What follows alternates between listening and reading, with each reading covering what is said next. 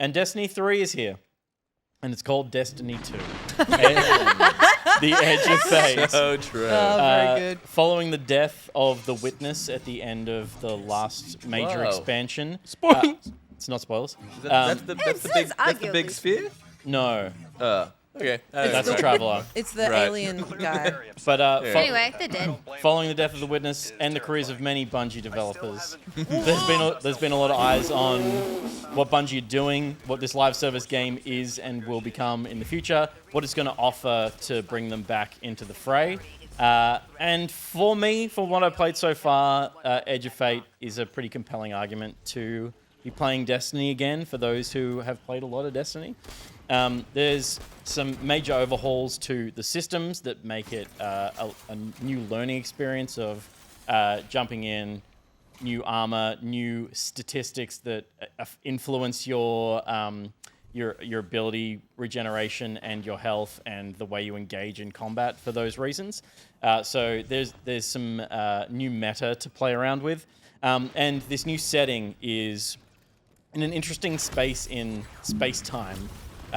We have jumped to a space. Talking about space in here. Space. Please, do go on. I have the space to go on. We're holding No. space for you. There's an interesting approach here because the characters that I've engaged with so far have felt very not Destiny in a good way.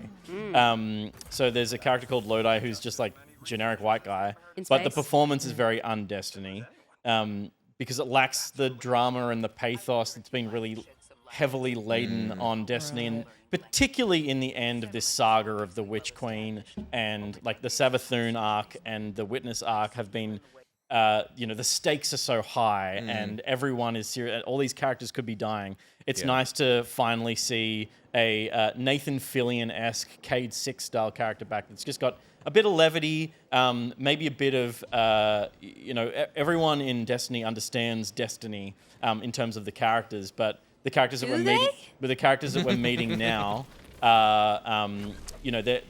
don't really understand what the Witness is. They don't understand that. So there's just kind of a breath of life in the storytelling that's not burdened with all this bullshit lore that has had Destiny kind of like been a weight on Destiny for a while. And, arguably an interesting part of what Destiny does, but to me, just like a really obtuse wall of information. Because they've reset a bunch of stuff, there's still a lot of balancing that needs to be done with this new expansion. And Bullet Sponge seems to be the MO for what is happening with, at least in the campaign, the bosses. This Spark right now that you are the ball is the new Sparrow and a big part of the puzzles that happen in the campaign. So that's, it's a ball. You could go through small holes as a ball. So there's some interesting stuff going on, but the curse of all of this ultimately is this is still Destiny. Whether that's a blessing or a curse is kind of in your own mind, because to me, Destiny is a pretty perfect video game in many aspects, but it is a horrible game for my physical and mental well-being. So it is brilliant. I'm enjoying playing it, and I'm keen to check out the raid, and which people are really excited about. There was the race for World's First happened last weekend, and it was kind of a 15-hour experience, which is on the long end of what the really pro teams are pulling off in raids across the lifespan of Destiny. So, they're hitting in some places, they're missing in some places, but this really is a bit of a reset for what they're trying to ask of players, with it still being very familiar from a mechanics standpoint. You guys played any Destiny?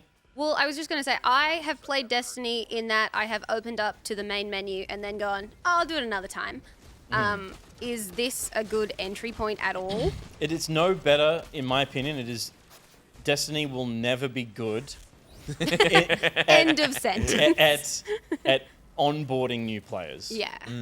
There is a lot of stuff. There's a lot of ways to play Destiny. You kind of need to feel around what you enjoy in the game, whether that's if anyone who enjoys PvP in Destiny is sick in the head. But PvE can mean I'm not running allowed to strikes, play playing through PvE. campaigns. It can mean doing raids, which is or dungeons, which is the high-end late game content. You know, there's really a huge slate of ways to engage with the game, but they still haven't figured out a way to deliver the options to you in a way that doesn't feel overwhelming, in my opinion. And they've changed. There's a new portal system which is designed to make it less obtuse and is. I still have all this pop-up on my screen that doesn't make any sense. I can't figure out how to click it away, so I like close the game and reopen it so it goes away. You know, and I've played 1,500 hours of this thing, and it's like I still don't know how to do that. So it's got problems. I think the way to really enjoy Destiny is to find people to play it with and learn those things together. Yeah. And bond over the things that you enjoy doing together in that, and then that's your in. Yeah, And from 'cause there, I have played it, and I got pretty into it, but I remember when I stopped playing, I got really into getting a certain gun. I had to like follow a whole like mission thing campaign. Got this like really cool pistol, and I was like, closed it, never played it again. yeah. Job But done. it was a thing of like, yeah, if I didn't have like a solid group that was playing, and if I did, I think I would get. I mean, it's like anything, right? But yeah, Yeah, it's kind of confusing to a lot of people because it's very clearly a first-person shooter, except when you're a ball, but it doesn't So true. scream MMO from trailers and from gameplay that you see, but a lot of the MMO hooks are in there, which is like the loot grind, which is I'm looking for a god roll of a particular gun because that's the gun that's going to give me the ability to do the damage check on this boss yeah. in the end game content. So Can you the just be grind a is there. ball all the time? You can be a ball most of the time in the campaign. I'm in if I can be the orb. I don't care to be anything else, Yeah. just orb. Look, Will that be helpful at all? Orb and Destiny are a well acquainted couple. So you'll find many orbs if you jump into Destiny. The Traveler being the main orb, but you can be orb. You can be. Orb. I would be down to be orb. Yeah, I would say for anyone Maybe. who's slipped off Destiny, it is a pretty good time to jump back in because it will feel fresh and. There's always that feeling of being unsure what the hell is going on when you leave Destiny for even the space of 6 weeks, a couple of months. So now you're coming back in, and there's at least a reason to be confused because a lot of stuff has changed, and it's worth exploring whether you like those changes.